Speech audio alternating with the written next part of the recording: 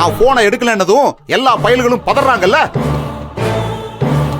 தங்கச்சிமாக்கு 1 லட்சம் இல்ல 2 லட்சம் இல்ல 50 லட்சம் ரூபாயை கொடுத்தேன். அதுவும் கேஷா அள்ளி கொடுத்தேன். ஒரே ஒரு கையெழுத்தை வாங்கிட்டு அவ்வளவு பெரிய தொகையை கொடுத்தேன். உன்னால எப்ப முடியுமோ அப்ப கொடு, அதுவும் வட்டியே வேணான்னு சொன்னேன்.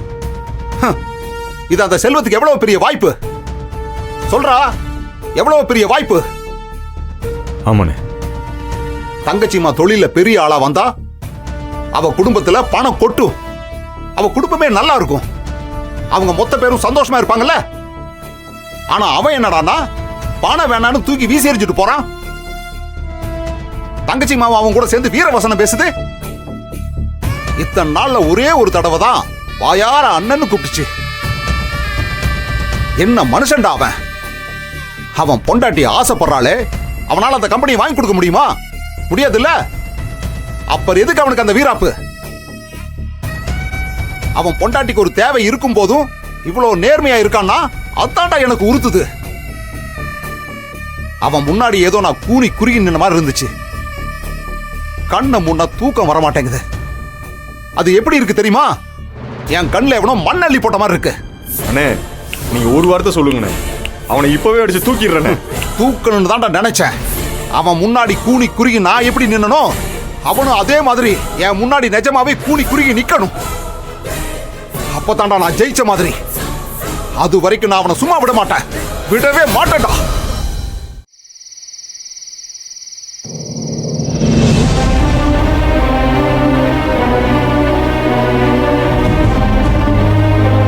பாபு நமக்கு ஹெல்ப் பண்ணுங்கிற ஒரு நல்ல மனசோட தான் வீட்டு பத்திரம் தரேன்னு சொன்னான்.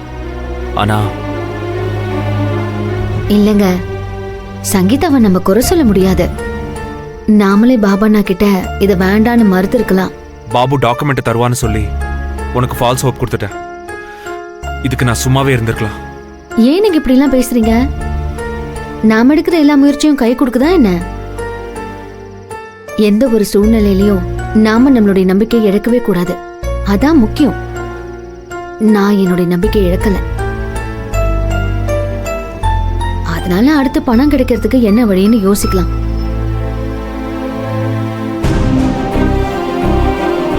செல்வம்,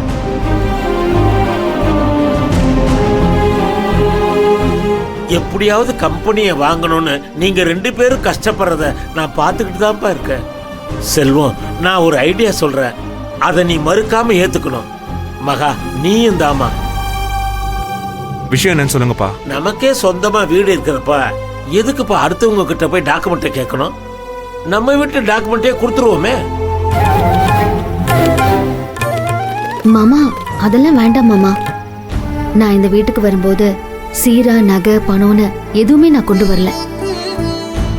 நான் வேலைக்கு போய் வாங்குற சம்பளத்தையும் என் அம்மாவுக்கு தான் கொடுக்கறேன்னு அத்தைக்கு ஆரம்பத்துல கொஞ்சம் வருத்தம் இருந்தது.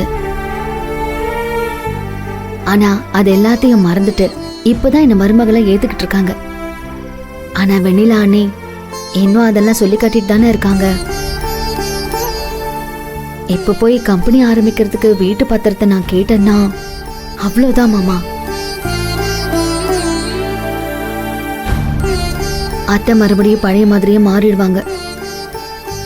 அத்தை எப்பவுமே இதே மாதிரி என்கிட்ட பாசமா பேசணும். பணத்துக்காக நம்ம வேற ஏதாவது ஏற்பாடு பண்ணிக்கலாமாமா? அம்மாடி, நீ கார்மெண்ட்ஸ் கம்பெனி ஆரம்பிக்கணும்னு உண்மையிலே உன் அத்தை கௌரி ஆசைப்படுறா. அவளுக்கு எப்பவுமே பண விஷயத்துல தொட்டுக்கோ தொடச்சுக்கோ இருக்கக்கூடாது. பணம் வீட்டுல தாராளமா இருக்கணும். நீ கம்பெனி ஆரம்பிச்சினா நிறைய பணம் வரும்னு அவ உன்னை நம்புறா. நீ கம்பெனி ஆரம்பிச்சிட்டா பணம் நிறைய சம்பாதிப்ப. அது நினைச்சாவது அவ உனக்கு உதவணும்னு நினைப்பாமா? அதாமா சொல்றேன். நீ என்னப்பா சொல்ற? எனக்கும் ரொம்ப நாளாவே அம்மா கிட்ட பத்திரத்தை கேட்கலான்னு தோணிடுதான்ப்பா இருந்துச்சு. ஒருவேளை கேட்டு அம்மா முடியாதுன்னு சொல்லிட்டா என்ன பண்றதுன்னு தான் ஒரு குழப்பம். ஆனா இப்போ நீங்க சொல்றத வச்சு எனக்கு ஒரு நம்பிக்கை வந்திருக்கு. மகா, அம்மா கிட்ட கேட்டு பார்க்கலாம். எனக்கு என்னமோ பயமா இருக்குங்க. ஏமா இப்படி பயப்படுற? செல்வம் தானே கேட்க போறான். ஆமா மகா, பாபு தான் வீட்டு பத்திரத்தை தரேன்னு சொன்னப்போ நமக்கே சொந்த வீடு இருக்கிறப்போ அவன் தரதை எப்படி வாங்குறதுன்னு யோசிச்சேன். நாம கேட்டு அம்மா தரமாட்டேன்னு சொல்லிடுவாங்களோன்னு மனசுக்குள்ள ஒரு பயமும் இருந்துச்சு. அதனாலதான் பாபு தர்றதை நான் ஏத்துக்கிட்டேன்னு சொன்னேன். அப்பா சொல்றதுனால அம்மா கிட்ட கேட்டு பார்க்கலாம் தோணுது மகா.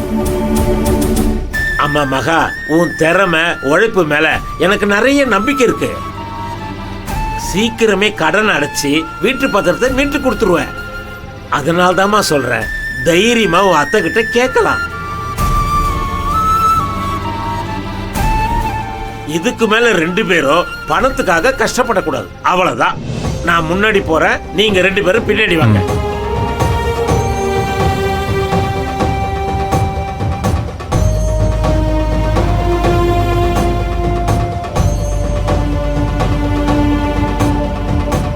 மகா, அம்மா கிட்ட நான் தான் கேட்க போறேன், நீ பயப்படாத.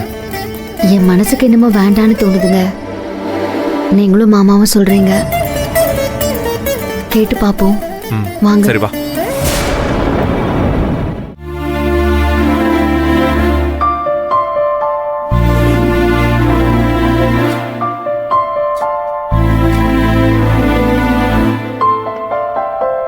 என்ன ஆடி ஆடி மாடிக்கு போனீங்க? மகா செல்வத்தை சாப்பிட கூப்பிடலையா? எல்லாம் வருவாங்க, அதான் வந்துட்டாங்களே. வாடா. அத்தை, ம். நீங்க உட்காருங்க, நான் பரிமாறி. இல்லம்மா, எனக்கு பசிக்கல, நீங்க முதல்ல சாப்பிடுங்க.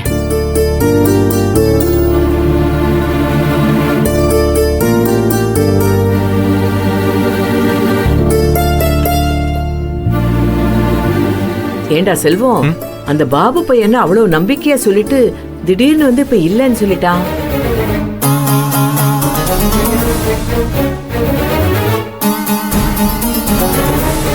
நிஜமாவே அவங்கிட்ட டாக்குமெண்ட் இல்லையா, இல்ல அவன் பொண்டாட்டி கொடுக்க கூடாதுன்னு சொல்லிட்டாளா?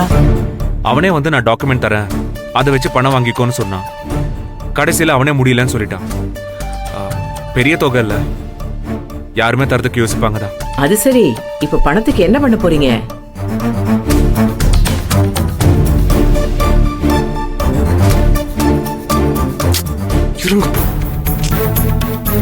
என்ன எல்லாரும் சைகையிலே பேசிட்டு இருக்காங்க?